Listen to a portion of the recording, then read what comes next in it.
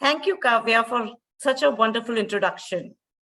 It has been a pleasure to be here. This is Radhika Saigal, partner Ernst & Young, and I'm super excited to be here for moderating this panel discussion on supercharging the ecosystem for women in tech with our esteemed senior women leaders from the industry. Gender equality is highly spoken topic in workplace. It is an important business and economical parameter.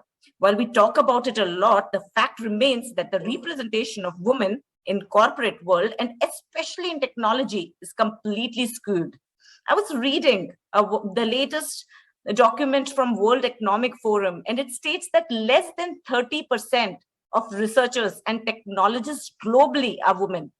But there are exceptions, and that's a positive news. Central Asia has a gender equality of almost 50%. But the bad news is India is as low as 15%, 15%. There was another report from Forbes which said that it is proven fact that this vast gender gap is not biological, but it is environmental. And we can certainly influence the environment. So today in this Power Pact environment, we will go ahead and discuss how the right ecosystems can be created for women in tech. We all are in a pandemic. COVID has changed and impacted our lives in multiple ways. But statistics has also proven that more women have lost their jobs and or have left their jobs as compared to men during this pandemic. So with this, my first question goes to Awita. Awita, how do you think women have braved COVID and what were the challenges to rebuild more inclusive economies? Thanks, Radhika, for this interesting question. In fact, as you said, that women are more vulnerable to COVID-19 related economic effects, and because they are already existing gender inequalities. Look, I wouldn't say that only women, while most people's lives and work have been negatively affected by the crisis, and there are a lot of analysis available for that. And in fact, a very recent analysis by McKinsey also says that overall women's job and livelihoods are more vulnerable to the COVID-19 pandemic. And the magnitude is very, very striking. It is estimated that female job loss rates due to COVID-19 were 1.8 times higher than the male job loss rate globally. And the reasons are multiple. And one of the key reasons being that, the share of employment of 3 of the 4 most affected sectors where it was impacted during the pandemic, like accommodation, food service, retail, wholesale trade. And there were other services like, arts, recreation, public administration. And though manufacturing, where mostly men are in majority, it was also affected. But there are sectors like education and healthcare, where women are majority. They had relatively little impact. But not only this, we should not forget that women also take care of the 75% of the world's total unpaid care work, right? Which is very important, like childcare or caring for elderly, cooking, cleaning. And there is a very clear analysis available which says that during COVID-19, this time increased, like the time which women spend on family responsibilities, this disproportionately increased. And in India, they say it increased by an estimated 30%. Just imagine 30%.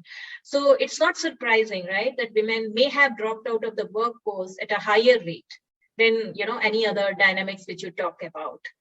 And there could be other factors as well, like, women play entrepreneur role in SME, and the financial assistance or the financial capital to invest in business might have moved to, because there was scarcity of resources, so it might move to something else, right? More priority. Like even children, they needed more gadgets during the online education.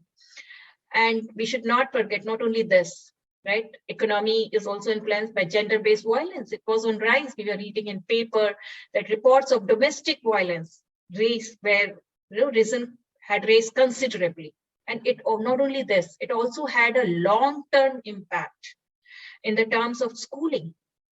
There is a Malala Fund estimates which says that 20 million girls in developing countries may never return to the classroom. after pandemic related shutdowns, school shutdowns. So you see, they will never return. They might have started earning or may have become a bread earner or whatever. So, when you ask me that how women have braved pandemic, I would say none like other. None like other. Because be it healthcare, right, where women make 70% of the healthcare workforce, it exposed them to a greater risk of infection. And in spite of that, they continued with their jobs, right? All nurses, your healthcare staff. Women also shouldered greater burden at home, like, given school and childcare facility closures and children being at home and anyway, we had long gender inequalities in unpaid work, like which I already said, like cooking, cleaning, or taking care of kids, or home related work or elderly care. So women faced their risk of job, income loss, risk of violence, exploitation, harassment, and then there were quarantine periods, but they bravely fought the situation. So hats off to women in braving this pandemic. Very well said, Awita, and lot of pressure back on society now to get those women who will never ever attend school, that we need to create avenues for them to go back to schooling. There is a lot to be done at a society level, and there's a lot being done at an organization level as well. Inclusion is very important that you talked about. And on that topic, I would like to move on to Binu. Binu, when we are talking about inclusions and majority of the folks are working from home and in hybrid working, is inclusion becoming more easier or is it becoming more difficult, especially when we are talking about creating an environment where innovation can thrive, creativity can come forward? Can you give certain examples, especially for women in tech, and from gender inequality perspective, how can inclusion be brought in with this new ways of working? Sure. Thanks, Radhika. So I think on this point of inclusion, I'm going to kind of start with an example from myself, which is actually during this pandemic, it so happened that I ended up, when the wave 1 was going on, that's when I started a new job. And practically when wave 2 was going on, that's when I again started a next new job. Now, when a new employee comes in, they experience a lot of differences than their previous organizations. And believe me, whenever I joined, I at least did not experience any of those challenges of inclusion. I would say both my organizations kind of welcomed me with open arms, as well as, the culture was so good and the environment was so good that I never felt that I was not included. However, I want to say that what is it that as an organization we need to do, as well as what do we do in such a way that, women do feel included? Of course, one very important factor, and that's what I do within my own organization currently, is when they join, that makes a big difference. How do you really onboard them? Do you really onboard them as somebody that you're welcoming like a star, or you onboard them as a resource that is just coming in and you're going to utilize? That makes a lot of difference for the whole person to, from day one, feel that he or she is part of the organization and feel that he or she can contribute. How do we also, this whole pandemic and with all of us working remotely, one very important factor is we miss out all the physical cues, if I may put it that way, right? We do not, if you're talking to somebody, through his facial expression, through the way the person's dressed, through the way the person's seated, the way the person is speaking, the tone, etc., you may pick it up on a virtual call, but overall, you do end up missing a lot of those cues. So how do you also ensure that in this virtual world, so that you make the whole conversations more inclusive? How do you also ensure that, they are virtually at least visible, in terms of how do you also, say that let's have a video call rather than having it remote? It's like us having this seminar where all of us have switched off our videos and we're just speaking. The whole connection, the whole conversation is going to be at a very different layer. So I think that's one aspect. Coming to in terms of the technology, etc., is, and in the inclusion from that point of view of women in tech, is about how do you raise your hand and how do you also say, I'm up for it and I want to contribute. Many a times as women, I have seen it, and that's why I call it out, is there's someone who really has the capability and is very much has the potential, but there is a sense of fear and there is that sense that is holding up. And that's when I feel some of us women who are in those positions, how can we also encourage as well as create that environment where we can get some of the women who are a little hesitant to really come forward and be part as well as contribute, so that they also feel that their ideas are, they have a platform on which they can share their ideas as well as they are being encouraged. And lastly, in this pandemic, I just want to share, everyone's reality is not really the same. Everybody's household is different. I would say to some extent, calling out or sharing your vulnerabilities is not really a problem. I don't think we should look at it that somebody will see through us. That's why we should not share our vulnerabilities. It's okay to share it. Of course, then how do you also ensure at the same time that you in your time are able to stretch as well as cover up for the work, which maybe sometimes become a challenge because of this whole hybrid model, right? As Awita mentioned, there's so much of work that women take, which is unpaid labor, as they call it. But all of us, do have to contribute and do contribute also at our home front. But then how do we balance it? And how, as women, we can understand other women out there in the workforce and basically enable them and include them more and more by pulling them into discussions and creating a platform where they can give ideas. That's it from my side, Radhika.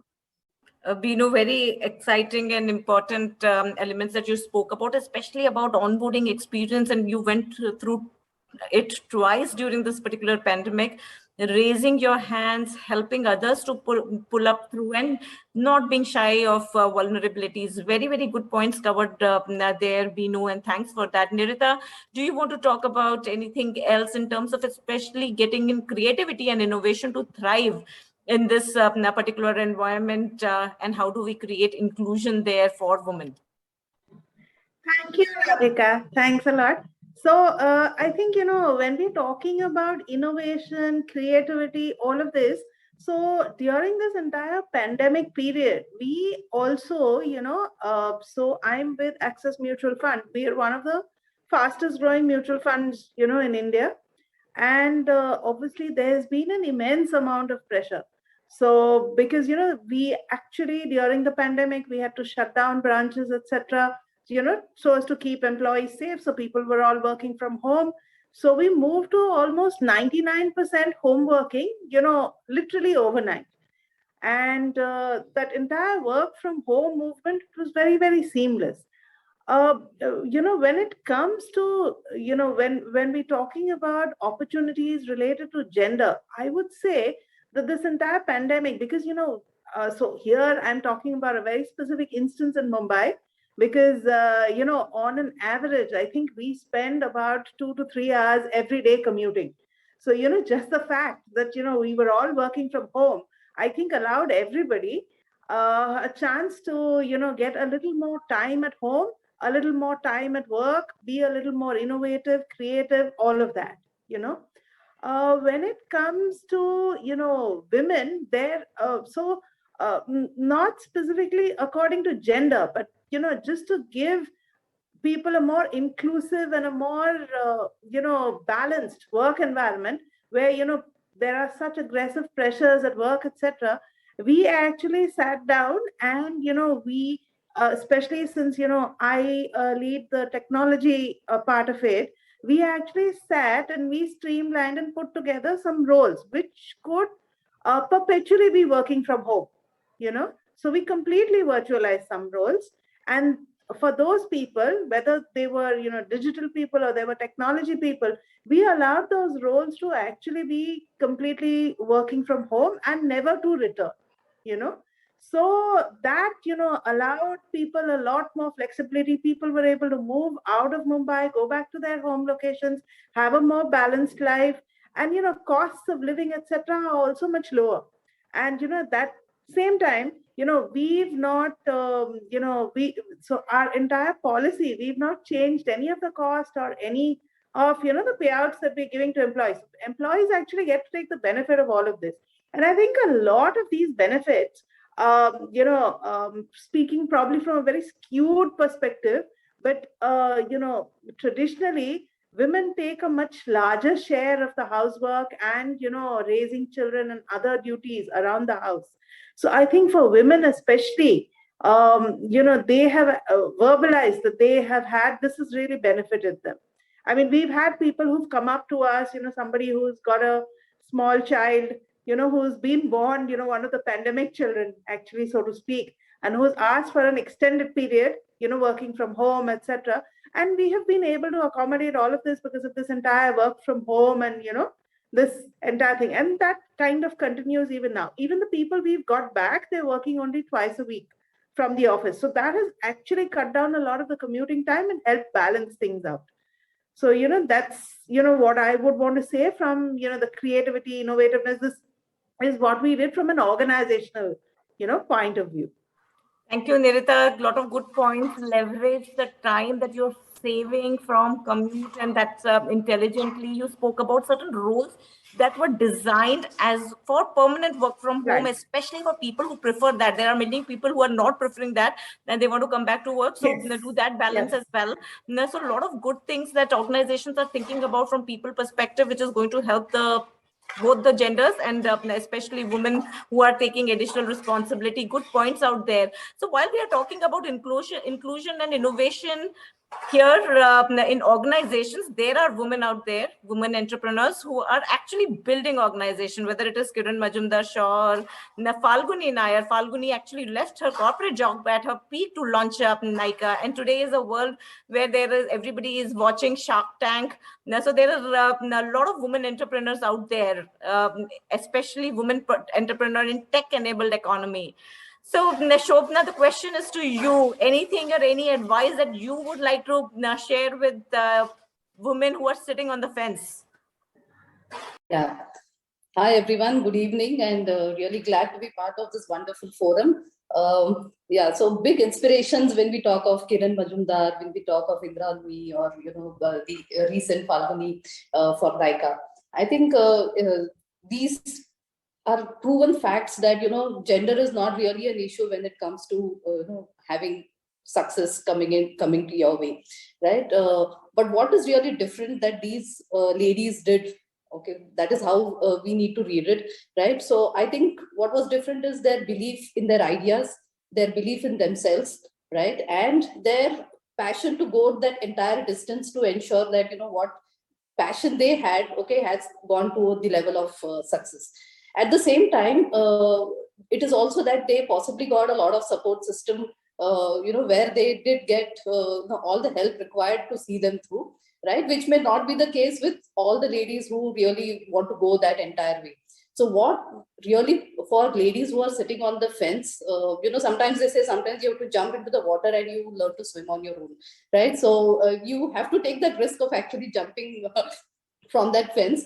The fence anyway is pretty uncomfortable, so it's better to jump from the fence, right? And what is required is, like Binu also mentioned when she was speaking, is to create that community or, have a mentor or a support system, right? Which helps you through those times where you start doubting yourself or, where you think whether, what I'm doing is right, wrong, am I doing it in the right manner, right? So if you have that kind of a support or a mentor who's seeing you through, right? It could be a friend, it could be a senior, it could be somebody from your family, it could be anybody, right? It need not be a very professional person from whom you're actually taking an advice, right? So as long as you're comfortable sharing your thoughts and your ideas with them, I think that is very important for ladies to see them through the entire journey of entrepreneurship. Additionally, I think, like you mentioned, Shark Tank. So I think these are the times, really exciting times, whether it is in terms of startups, whether it is in terms of MSMEs, right? Entrepreneurs are, the next big thing that, India is really looking forward to. So I think it is the right time also for, ladies who are contemplating on entrepreneurship or startups, because I think the risk-taking ability of organizations has also increased, right? Because they know that there are opportunities that they haven't thought of earlier, which are coming now, right? So I think it is the right time, and just jump the fence and things will fall through.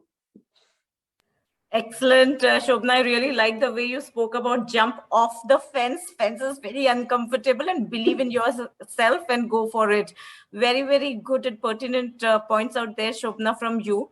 And one of the points that we discussed at the start was the fact that having gender equality is an economical cause. It's not just a social cause. And one of the very important reasons why gender parity helps in improving businesses is because consumer has representation from both the genders. Now, there is very interesting facts. Forbes and McKinsey study has shown that more than 50% of digital customers are women. So here, the skew is in the other side, and women are more discount conscious in shopping than men. Women is contributing a lot more to these digital businesses. So with this, I'm moving back to Nirita. Nirita, how are retail businesses targeting customer experiences based on gender? Anything that you would like to share? So Radhika, we have actually, we have structured products, specifically for women. I wouldn't say products per se, but, we have built together offerings, bundling all our products, making it such that, they would be more attractive to women. And we consciously kind of target female customers, right? While doing that, what we have realized is, while a lot of a lot more women in today's day and age are independent and earning and contributing to the family, etc., we see that in a lot of cases the decision making on what investments, etc., to make are still made by their husbands, their fathers, etc., by some other male member in the family. That's what we've kind of noticed. So what we do is we have, investor education programs, and where we actually try to educate people on, what are the benefits of investment, how to, invest, what all to do, etc. And we try to bring a lot of women, especially newly earning women, young women, into this fold. We try to target millennial women, into all this, and we try to educate people on how to invest. And we also realize that there is a little bit of trust factor in this. So when we speak to ladies, our customers, etc., we also pull in part of the family if they are more comfortable like that, and we sort of advise them at a family level. And we've noticed that, we are having more women customers coming up, with these campaigns and programs, etc.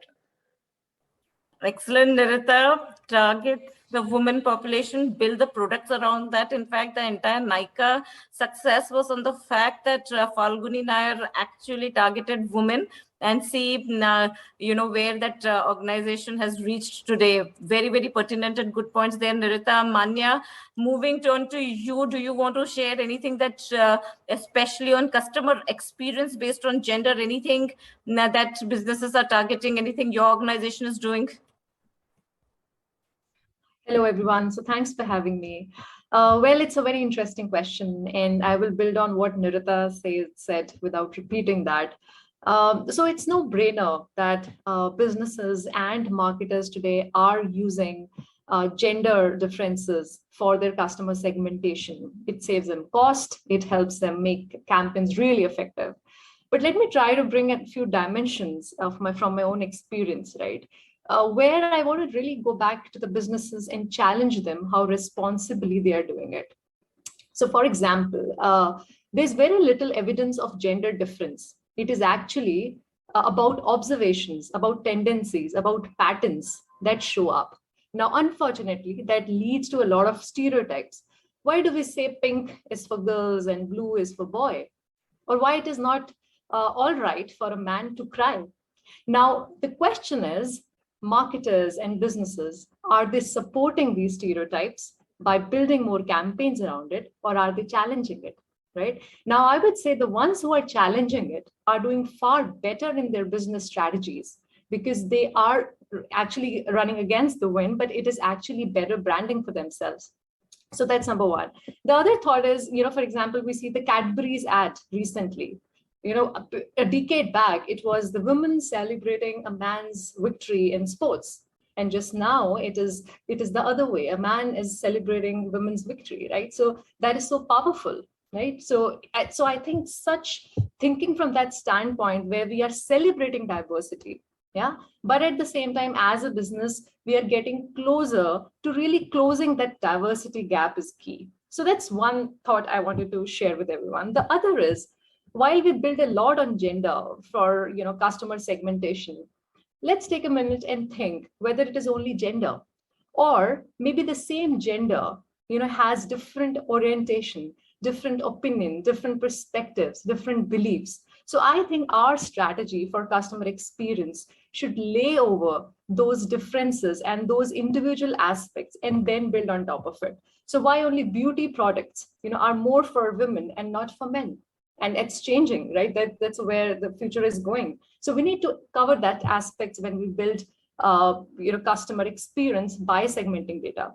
Let's not underestimate the power of what we market as, because it has a potential to change the society and how we think, really. So whenever my only suggestion is, and piece of advice here, that whenever we look at such business strategies to use gender or related aspects for our customer experience, let's challenge ourselves. What is the underlying substance or the underlying message that's flowing? Because it's very powerful, and that is our responsibility in real sense.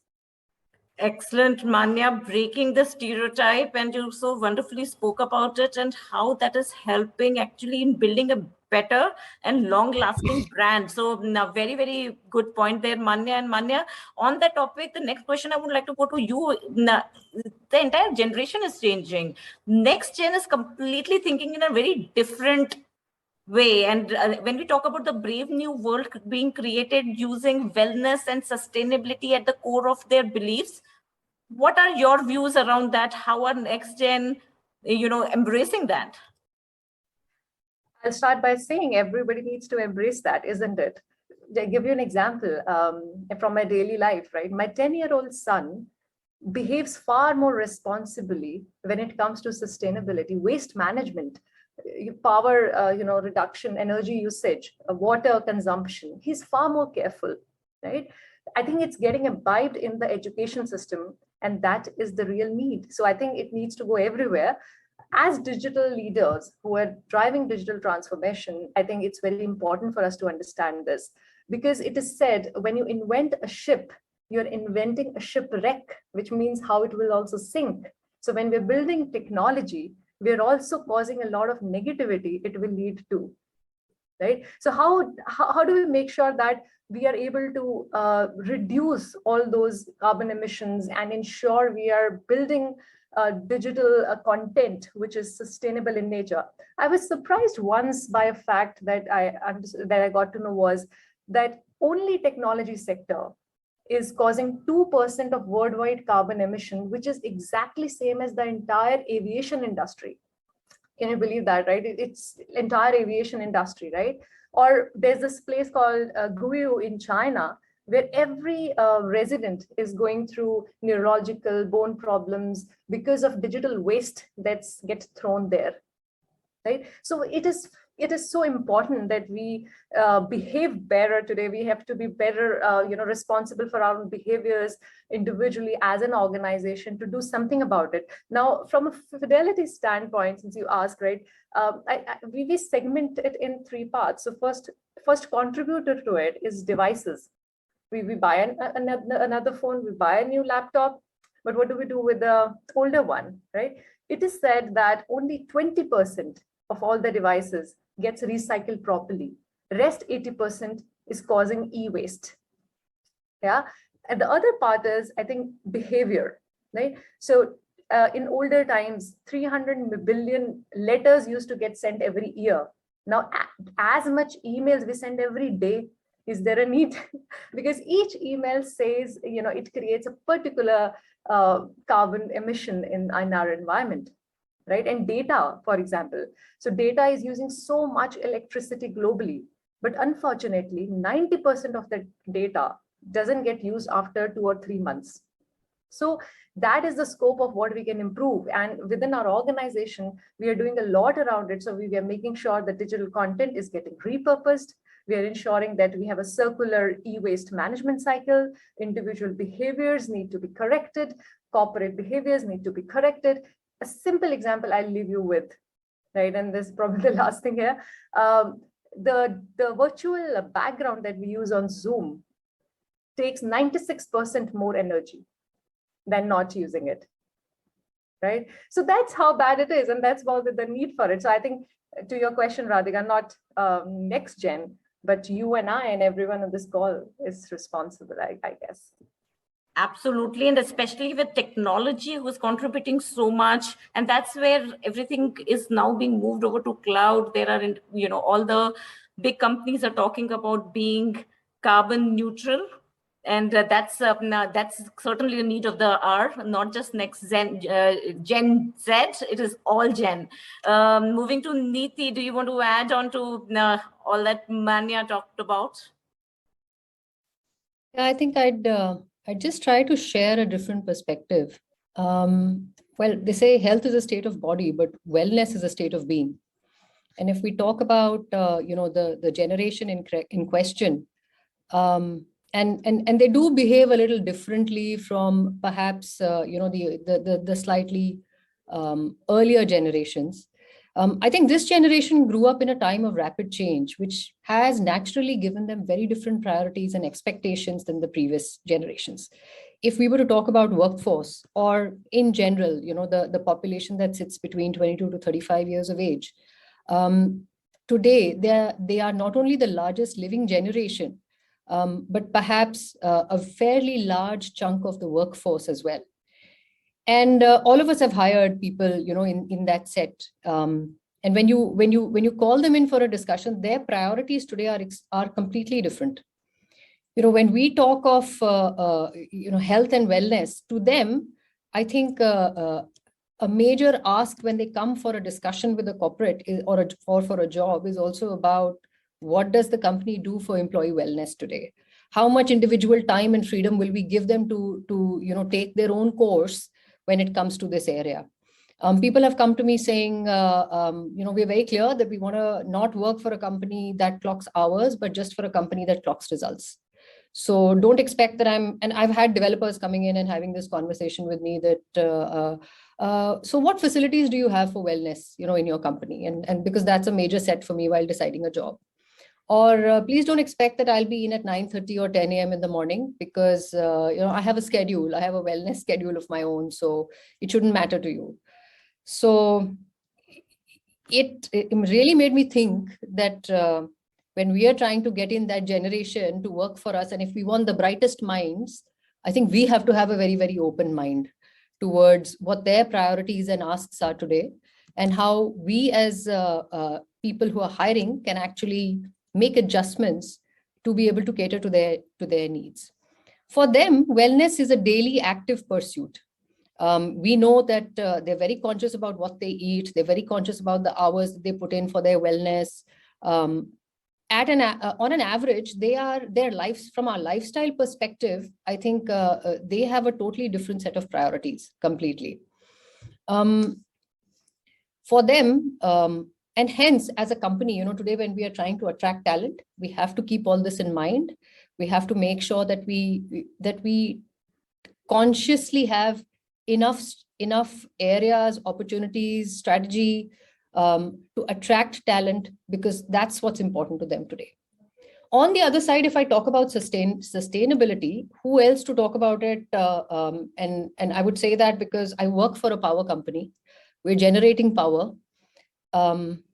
Look at the change, the way things have moved over time. Our customers used to earlier, or rather the demand for power has always been, fairly high. Today, it's not the demand for power, but today it's the demand for green power. anybody. So we're trying to get into a new business segment where we want to generate and sell power to, these CNI clients. It's all about how will we help them reduce their carbon footprint and how fast can we take them to neutral. And I think the younger generation understands these concepts. When you see, them, their daily lifestyles, you ask them today, do you want to buy a vehicle? A lot of them will say no. If you ask them today, what kind, if they even say yes, then, they're already thinking about electric, things like that. I have people on my team who actually have IoT devices in their houses to try and see how they can, control the power consumption. Of course, they want to make devices smart, everything smart as well, but they are looking at these aspects. So at an overall level, I think their consciousness and awareness, and I think it's about choice. They are making very active choices in this area. I think if nothing else, they are a generation that we should look up to and drive change across.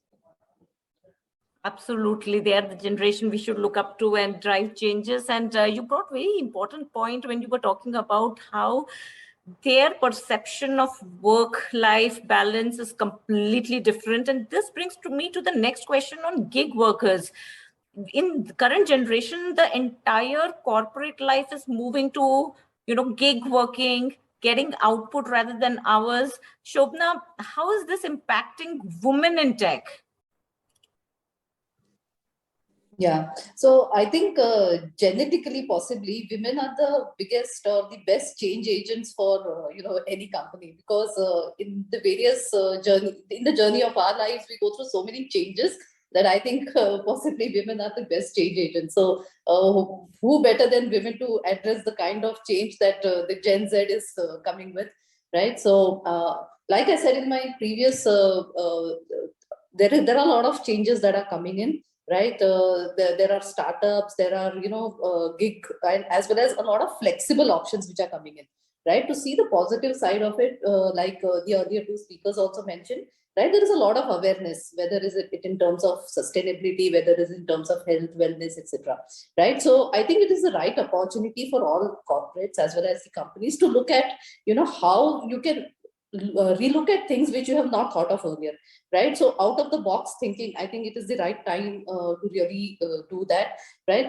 Because that's what the gig workers really bring in, and I think that's how the corporates can bring that ecosystem in which gig workers can also become part of, right? And that being said, it is also important that existing employees or existing workers keep themselves updated, right? Because it's a continuously changing world, right? So it's not just that you're open to change means you can just take the change and put it, right? You also need to understand the nuances of those changes, right? Keep that learning and development cycle completely continuous in your area of operations. And this is not for any specific sector. I think it is agnostic, right? Whether you talk of banking finance, you talk of technology, you talk of manufacturing, there is no industry today which is not getting impacted by the change that technology is bringing in, and the change that the Gen Z is bringing in terms of the way they are operating, right? So right, the only way to do it is keep yourself updated and keep yourself ready for those changes. And possibly it is the right time where we always wanted to bring in that good change to the planet. I think it's a given opportunity that coming our way. A good opportunity for organizations as well as women out there. Many women who are leaving their job because they're not able to balance work life. They should look at least becoming a gig worker where you are contributing based on your flexibility and you're contributing both to yourself as well as to economy. So very, very good and pertinent points out there. Going back to Awita, you have been waiting patiently out there. Your views on this? Yeah, I very much agree with Shobhana. Like, gig workers are becoming mainstream. And as she said, that it is like all non-traditional career paths are coming up, and women are finding a lot of opportunities to fill in the variety of business, and it is leading to growth of gig economy, be it technology, marketing, construction, trade. So there are many roles that professionals fill as gig workers. And there are a lot of studies also available which suggest that women have a great potential to join the gig economy in the coming days, given its flexible and remote working characteristics. And there's definitely a spike in the pandemic in women workers joining the gig workforce. And we saw that in recent times. In fact, one of the economic survey, it says that India is one of the largest countries for flexi staffing in the world. And digital platforms are becoming an enabler for employment generation. So this gig economy will therefore offer a strong impetus to India's post-pandemic economy recovery. And it's a good news for women. Why? Because it gives women to work for their passion, for their time availability, while multitasking between their family roles and earner roles. And remote working is definitely helping women who were earlier quitting work due to, things like childcare or elderly care. And it has an additional advantage, the gig workers, that they do not have defined timings.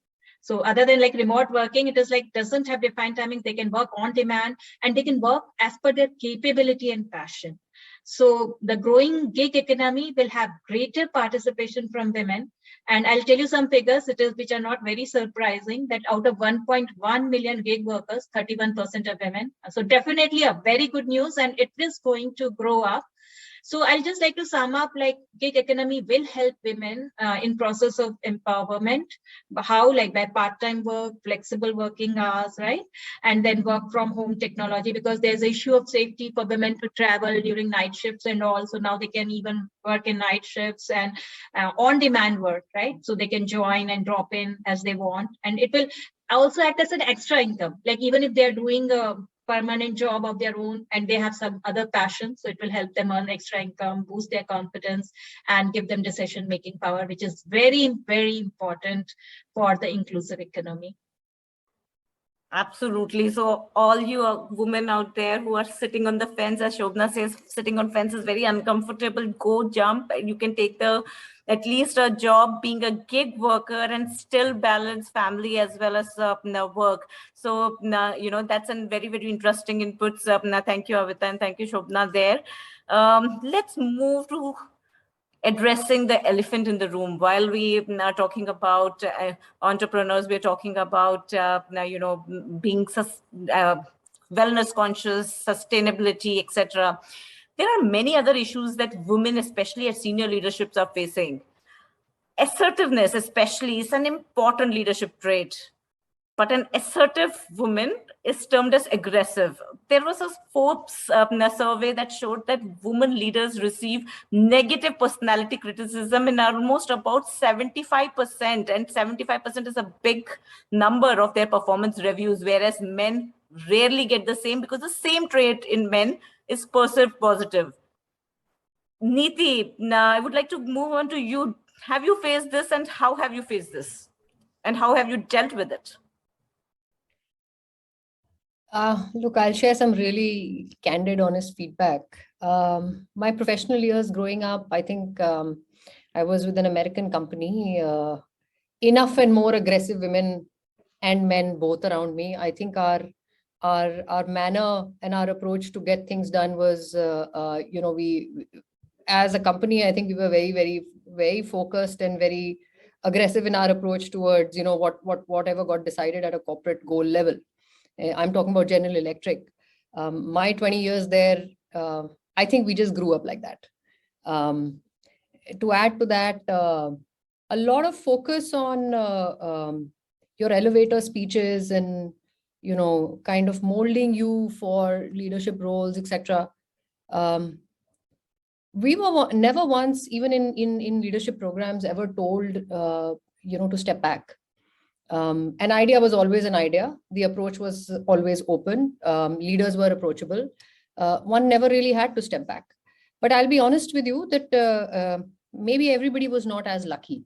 There were people who came in and joined the organization, women who came in who sat on the fence and didn't jump to the next big opportunity that came their way. So we had to be pushy. And fortunately, that company had a fairly large diversity network, a women's network where we promoted this. In many areas, one also had to coach the men on one's team on, how to promote, give opportunities to women within their staff as well. So it was not only something about coaching women. I think it was a bigger problem to coach men. And that's where we also pushed a lot of our focus, giving them goals also in many areas that your diversity counts have to be here. But yes, with the women who were there, we always pushed that they should speak up. They should go and take the next big opportunities. But you're right, moving out from there into other companies, not everybody saw it that way. Yes, in many areas, I was also called as somebody who was extremely aggressive, especially while trying to drive change, because a large part of the tech job is re-engineering and driving change when we're running implementations. I don't think I've ever stepped back. I think aggression is fine, but if you're going into a conversation with data, which is backing you, I think there's nothing better than data to speak for your thoughts and beliefs. So yes, we do get classified and called out like that sometimes. But your point of view and there's no real right mantra to it. Sometimes it's just a one-on-one conversation. Sometimes you have to call out the elephant in the room, as you said earlier, and you have to pick up a battle in front of people. I think I've tried both and they've worked. And thanks, Neeti, for sharing all of these views, especially in terms of don't hold yourself back your information with data, and continue to be assertive. So good points out there, Neeti. Moving on to Vipin. Vipin, you have been waiting patiently. Have you faced this as well? Have you your assertiveness has been misconstrued as being aggressive, and how did you deal with it? Yeah, Radhika, I have very similar views to as Neeti. So first of all, I have never seen myself just as a woman at my workplace. I see always myself as a working professional, means who is trying to find my rightful place through my ability and my hard work. And I am assertive, whenever it is required. And being assertive without being aggressive and overbearing is possible. And people do understand and appreciate that difference.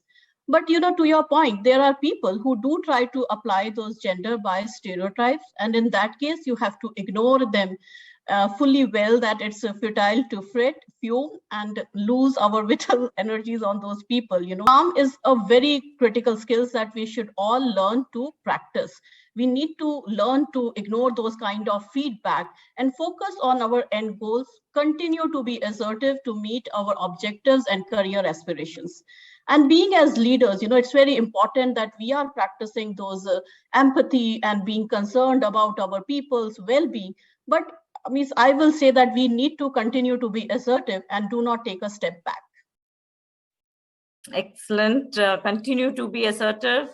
Don't get bogged down. A lot of good points. And Vipin, stay right there. My next question, again, based on what you talked about, what is the role of women in shaping a fearless future, especially when there is an underrepresentation in senior roles? So when you're saying continue to be calm, continue to be assertive, but if you are in minority, especially in the senior role, and your seniors are the ones who are labeling you, how do you be fearless and how do you shape the future for women in tech and women in leadership? The underrepresentation in senior roles is true at present, but good thing is that the glass ceiling is showing cracks already, and correctly, this anomaly is the first step towards gender parity, and it is a true equality of opportunity. And women, they have a vital role in shaping the future as they move to claim their rightful position at the workplace. And there are many, strong, capable women in the workplace. And the only thing that is holding back sometimes is fear. So we need to identify ways to encourage our women in business and workplace to be fearless in their approach to the activities, the actions they are taking it. And they should be, taught to take full charge of their career and also to drive innovation and changes. With the increasing number of companies stepping into this digital disruption, women at workplace need to let go of their fear and embrace an innovation attitude. But how can we do this? First of all, women and senior leaders, they need to act as role models. publish their success stories, sharing their inclusive experiences and how have they faced failures and adapted to the innovation and grown over a period of time. So that is one thing. Second thing is on the capacity building. That is one of the fundamental aspects. There has to be a big focus on capacity building. Organizations, they should be focused on training, empowering women with entrepreneurial skills. Having more women entrepreneurs is a key of building a forward, better future. And the other thing is the mentorship programs. They play a vital role. Having someone on your side who's being there and they can provide perspective, pass on lessons they have learned, connect you with potential new partners, job opportunities. So that's very important to have the mentorship programs in place, and allow women to take the calculated risk, and let them feel that failures should be acceptable, because generally we women, we focus on a lot of perfection. And the last thing that I would like to advocate is about practicing, honesty, sympathy, and authenticity. Means I love the idea that we can tell a story that makes people feel connected to us in a different way. It shows that, everyone is dealing with some challenges. When we talk about our failures, when we talk about our challenges that we are facing and how we are solving the problems, it connects us in a better way. And that's very powerful, that's not about, so everything is not about perfection. So the beauty found is in the imperfection on each of us every day and the stories behind it. So that's what I would, say that we need to do to have a fearless future for our women. Absolutely. Now, very, very good points out there, Vipin. And create that programs, get that mentor, have programs where you're increasing the women, population, so that the representation changes, and yes, and sense that it's okay to fail. And the moment you accept that particular fact that it's okay to fail, you become fearless. So very good points coming in there. Binu, over to you. Now, what are your views for the future, and what are your topic out here for all the women who are listening to us? Sure. Thanks, Radhika. So this is a topic that's very close to my heart, and, love talking about it.